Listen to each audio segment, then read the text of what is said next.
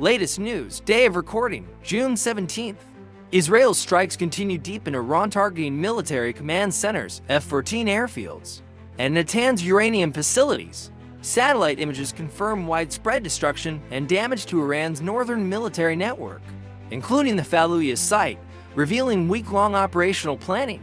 Iran's Retaliation unleashed 80 ballistic missiles and drones across central Israel, Tel Aviv, Haifa, Neighbor, killing at least 14 civilians, injuring over 150, and damaging sites including the U.S. Embassy Annex and schools.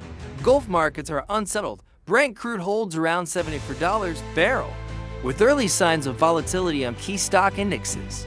Global diplomacy shifts. G7 condemns Iran as destabilizer and expresses solidarity with Israel. President Trump vetoes a strike on Iran's supreme leader, instead calling for Iran's unconditional surrender and urging evacuation from Tehran. Russia denounces the airstrikes as illegal, urging IAEA involvement. Regime dynamics within Iran. Supreme Leader Khamenei's inner circle has been hollowed out by precise Israeli targeting of IRGC commanders, and move analysts say risk strategic missteps.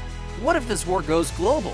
What if the spark that ignites World War III doesn't begin in Ukraine, Taiwan, or cyberspace, but in Tehran? Imagine this: a drone strike on Iran's media center causes oil to surge to $300 per barrel. Cyber attacks shut down New York's financial system. Black radioactive rain falls over Tel Aviv. This is not fiction. It's happening now. Hey FactNest family, welcome back. If you've been with us since episode 1, you know we go beyond battlefield maps. Last week we asked, what if this war never ends? Today we ask something even more serious. What if this war goes global? Today is June 17, 2025. Israel's Operation Rising Lion is not just retaliation, it's escalation. Israel launched strikes on Iran's state television, air bases, nuclear plants, and command centers. Mossad drones disabled over 50 missile sites. Iran answered back. More than 80 missiles and drones hit Tel Aviv, Haifa, and even a U.S. embassy building. 14 civilians died. Over 150 were injured. Panic spread in the streets. Over 100,000 people have left Tehran fearing nuclear war. Iran's internet is going down. Gas lines are growing. Power outages are spreading. This is no longer a war. This is destabilization. Let's talk about global economic and political shockwaves. Oil is sitting at $74, but one mistake in the Strait of Hormuz could push it over 80 or even 300. Insurers are rerouting tankers to avoid risk. Markets are shaking. The S&P 500 and Europe stock futures are dropping. Gold and U.S. bonds are climbing. Flights are being canceled. Now diplomacy is in chaos. The G7 says Iran is the aggressor and supports Israel's right to defend itself. President Trump rejected Israel's plan to target Iran's leader.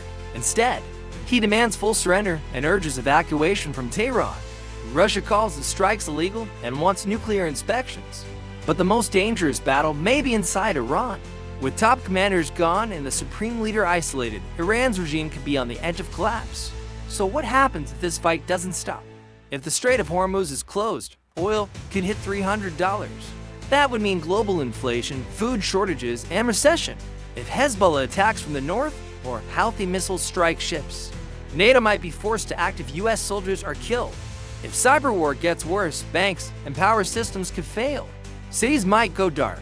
Chaos would follow. If a U.S. base in Qatar or Bahrain is hit, NATO might invoke Article 5. That means global war. If Iran's government collapses, millions could flee the country. The refugee crisis could spread to Jordan, Turkey, Cyprus, and Greece. The United Nations would need emergency aid on a global scale. Radiation fears from Natanz could empty cities' water, food, and electricity would become rare.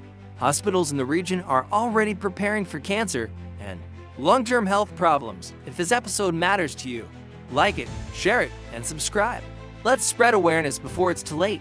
Next time on FactNest, what if the world's superpowers truly join this fight? What will the US, China, and Russia do?